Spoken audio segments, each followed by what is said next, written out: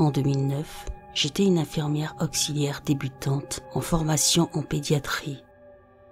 Au bout de quelques mois, je suis passée à l'équipe de nuit parce que c'était plus rémunérateur. C'était un très vieil hôpital, construit il y a environ 110 ans. Il était très grand parce qu'il accueillait tous les habitants des zones rurales environnantes. La maternité était fusionnée avec la pédiatrie. L'aile sud était consacrée à la pédiatrie, l'aile nord à l'obstétrique. Cela sera utile plus tard. Il y avait de la place pour une centaine de personnes, mais elle n'a jamais été entièrement occupée. Après une semaine de travail sans incident, de nombreuses mères ont été autorisées à rentrer chez elles, et l'établissement était vide. Alors que je faisais de la paperasse, j'ai entendu une femme pleurer. Comme lorsque les gens meurent, il y a ce type de cri de désespoir et de douleur.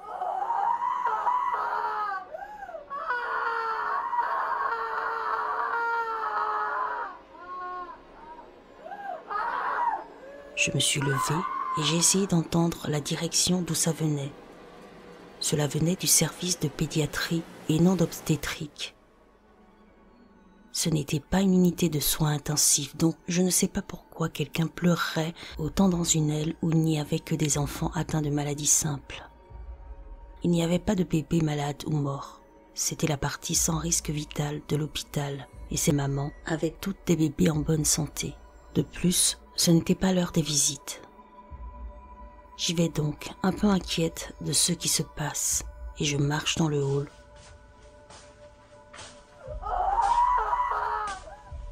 Soudain, le bruit s'arrête. Je vérifie quand même chaque enfant, chaque chambre. Je compte les personnes qui s'y trouvent. Tout va bien, les enfants dorment. Au moment où je m'assois au bureau et commence à m'occuper de la paperasse pour la nuit, j'entends à nouveau des pleurs, toujours en provenance de la pédiatrie.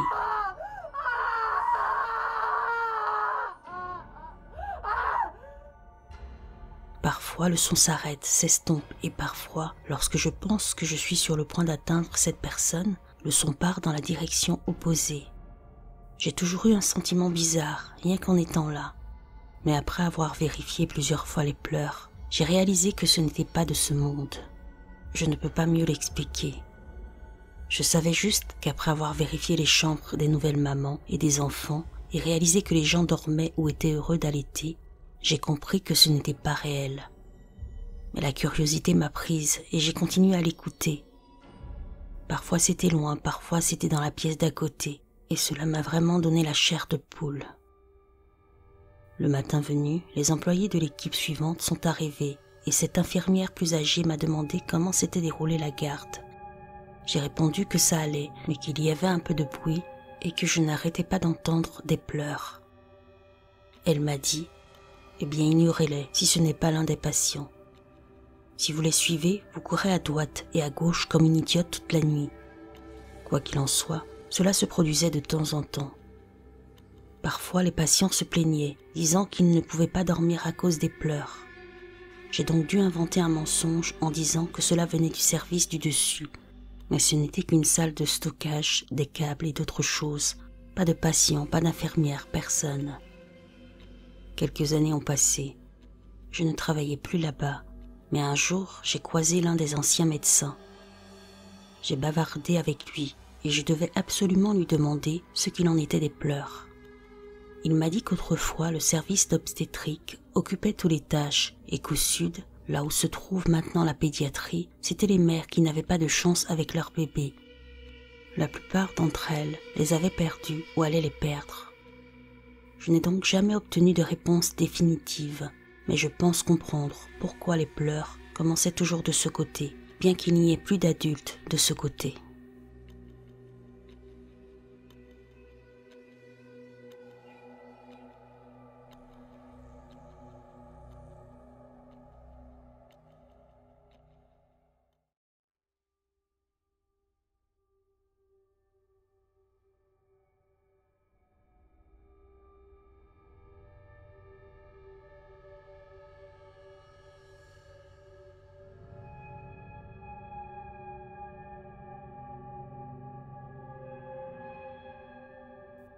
Je suis technologue en banque de sang.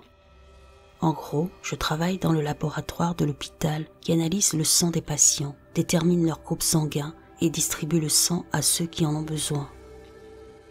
J'ai travaillé pendant 5 ans dans un centre de traumatologie de niveau 1 très actif. Je travaillais en 3e équipe de nuit pendant la majeure partie de cette période. Certaines nuits n'étaient pas très chargées et d'autres nuits, je ne pouvais pas m'asseoir parce qu'il y avait un cas de traumatisme ou de chirurgie qui tournait mal. Notre laboratoire était situé entre le bloc opératoire et 2 des unités de soins intensifs les plus actives de l'hôpital. Nous étions 2 étages au-dessus du service des urgences. Je n'avais jamais eu d'expérience avec le paranormal ou les fantômes avant de travailler dans ce laboratoire. Ce dernier était vraiment grand, probablement 20 mètres de long. Il était divisé en 3 sections par des demi-murs qui mesuraient à peu près ma taille. On pouvait donc voir d'un bout à l'autre du laboratoire. Nous passions la plupart de notre temps dans la première section. Les bureaux de nos patrons se trouvaient dans la 3e zone et leurs lumières étaient équipées de détecteurs de mouvement. Si la nuit était calme, nous éteignions les lumières du laboratoire pour économiser nos yeux et peut-être faire une petite sieste. Une nuit, il s'est produit une série d'événements que je n'ai jamais su expliquer.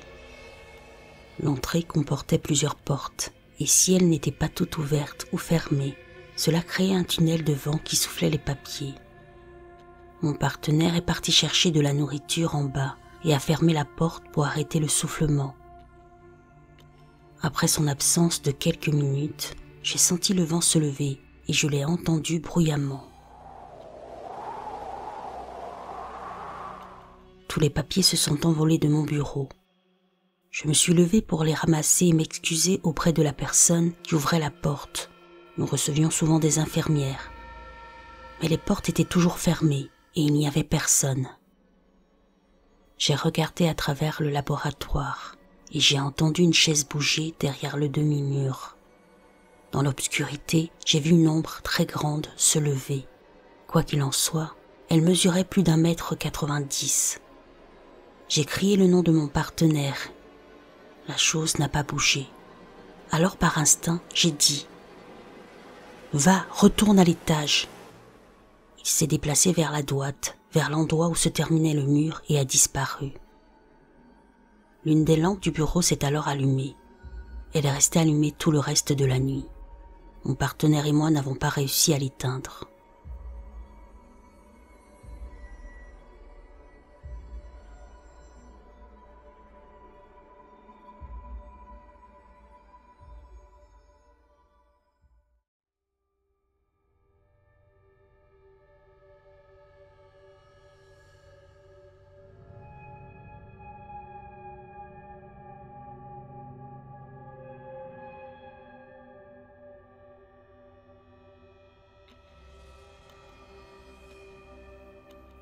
Beaucoup de gens ayant travaillé dans un hôpital vous diront qu'à moins qu'il ne soit flambant neuf, il sera hanté. Je n'y croyais pas jusqu'à ce que je commence à travailler comme infirmière dans un hôpital rural il y a 2 ou 3 ans. J'ai moi-même vécu quelques expériences pendant l'équipe de nuit. Le poste d'infirmière du service d'orthopédie donnait sur le couloir de l'autre côté. De l'intérieur du poste d'infirmière, on ne pouvait voir que la largeur d'une porte du couloir. Un soir, j'étais debout les bras chargés de notes de patients à ranger, lorsqu'une femme vêtue d'une robe blanche, d'infirmière et d'un chapeau à l'ancienne a couru devant la porte, sauf qu'elle se déplaçait trop vite par rapport à la vitesse normale d'un être humain. De plus, nous portons des blouses marines. C'était si rapide qu'il m'a fallu une seconde pour comprendre. Mais quand j'ai compris, j'ai laissé tomber les notes et j'ai crié. Les autres infirmières sont arrivées en courant et quand je leur ai expliqué, elles ont ri. Et l'une des anciennes infirmières, elle travaillait dans le service depuis 14 ans, a dit « Ah oui, c'est la matrone. Elle aime juste s'assurer que tout est en ordre. » Je ne l'ai jamais revue, mais après avoir parlé à d'autres infirmières du service, j'ai appris qu'elle apparaissait souvent dans l'équipe de nuit. Elle n'embête personne, on la voit juste de temps en temps. Quelques mois plus tard, j'ai été transférée dans le service des enfants. Nous avions une salle de jeu pour eux, mais la nuit, elle était fermée à clé. Il y a également des caméras de sécurité dans toutes les parties communes du service pour des raisons de sécurité. Par exemple, les parents qui n'ont pas la garde de l'enfant viennent le voir sans autorisation, etc. Une semaine, j'ai fait 4 gardes de nuit de suite. J'ai vu un petit garçon courir du bas à gauche jusqu'en haut à droite de l'écran sur le flux de la caméra de sécurité. Mais lorsque je vérifiais, la salle de jeu était vide et la porte était fermée à clé. La 3e nuit où cela s'est produit, j'en ai parlé à mon supérieur parce que j'étais vraiment paniquée. Elle m'a dit qu'elle n'avait pas été informée de ce que j'avais vu auparavant et qu'il y avait beaucoup de fantômes dans le service des enfants. Apparemment, dans les 2 dernières chambres pour adolescents, le patient demandait souvent aux infirmières de dire aux patients voisins d'arrêter de rire si fort, alors que la chambre voisine était en fait vide. Il y a aussi des parents qui signalent qu'une infirmière s'est occupée de leur enfant pendant la nuit, sans que cela corresponde à la description de quelqu'un qui travaille, et que des rires ont été entendus à des heures bizarres. Il y a eu beaucoup d'histoires. C'était suffisant pour me faire croire que les fantômes existaient peut-être. Une dernière petite histoire en bonus. Un soir, alors que je travaillais à la pouponnière, je donnais le biberon à un bébé et je discutais avec l'autre infirmière originaire d'Inde. Je lui ai posé des questions sur les fantômes et elle m'a raconté qu'à l'hôpital où elle travaillait en Inde, alors qu'une infirmière nourrissait un bébé au biberon la nuit, elle s'est endormie, a laissé tomber le bébé et il est mort. Il s'agissait d'un accident, mais la pauvre femme se sentait tellement coupable qu'elle s'est suicidée 6 mois plus tard. L'infirmière m'a dit que depuis lors, certaines infirmières ont signalé que si elles se sentent très fatiguées, lorsqu'elles tiennent des bébés la nuit, elles sentent un léger coup sur leurs épaules pour les réveiller. Peut-être que cette femme ne voulait pas que cela arrive à quelqu'un d'autre.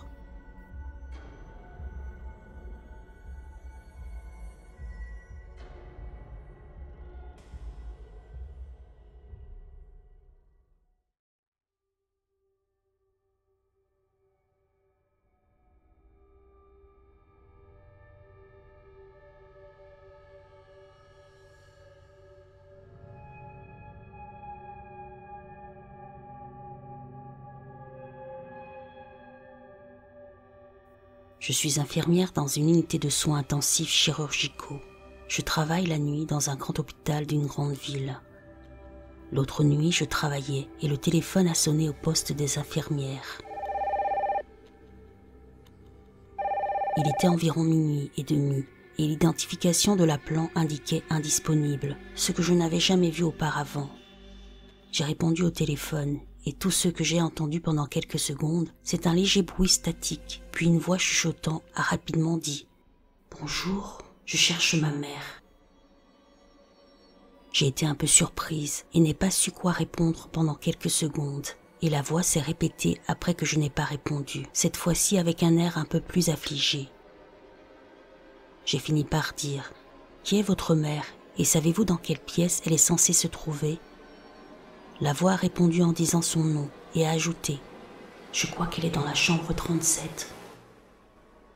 À ce stade, je commençais à avoir vraiment peur parce qu'il chuchotait toujours et je ne pouvais même pas dire s'il s'agissait d'un homme ou d'une femme.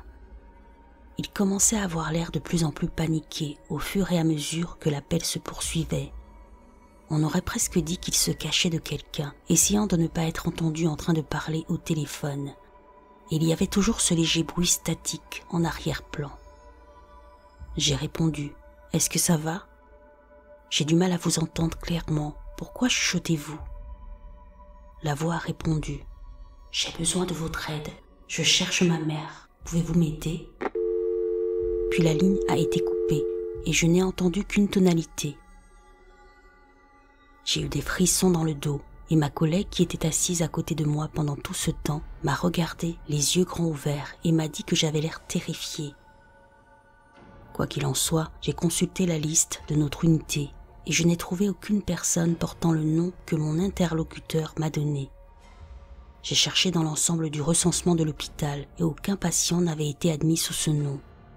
Je suis donc allée trouver l'infirmière responsable, lui ai demandé si elle se souvenait de patients récemment admis sous ce nom et je lui ai raconté l'histoire. Elle ne s'en souvenait pas et nous avons consulté les dossiers des dernières semaines concernant les patients décédés dans notre unité, mais rien ne correspondait. Elle m'a dit qu'elle pensait que quelqu'un se moquait de moi, mais je n'ai pas cessé d'y penser ces 2 derniers jours. Logiquement, je sais qu'il s'agit très probablement d'un canular téléphonique, mais cela me semble tellement bizarre. Pourquoi quelqu'un appellerait-il une unité de soins intensifs à 00h30 juste pour embêter une infirmière? De plus, le numéro de téléphone spécifique du poste des infirmières n'est pas indiqué en ligne. Vous devez appeler l'opérateur de l'hôpital et demander à être connecté au poste des infirmières, ou un employé doit vous donner le numéro direct à appeler, comme si vous étiez un membre de la famille appelant pour obtenir des nouvelles ou quelque chose de similaire. Le numéro de chambre donné par l'appelant correspond également au numéro de l'unité. Il s'agit donc peut-être d'un coup de chance, mais cela me semble étrange. Je réponds à de nombreux appels téléphoniques de personnes cherchant des membres de leur famille lorsqu'ils sont admis à l'hôpital, et j'ai l'habitude de parler aux gens lorsqu'ils sont dans un état de panique ou d'émotion extrême. J'ai l'impression qu'il est difficile de simuler cela, mais j'ai senti une véritable détresse chez mon interlocuteur et je l'ai personnellement ressenti pendant un certain temps après que cela se soit produit. C'était l'une de ces choses qui font instantanément se dresser les cheveux sur la tête, et j'étais nerveuse durant le reste de la garde. Aussi, je n'ai plus répondu à d'autres appels téléphoniques après ça. Je ne suis pas tout à fait sûre de ce qui s'est passé. Une farce morbide ou quelque chose de plus inquiétant? Qu'en pensez-vous ?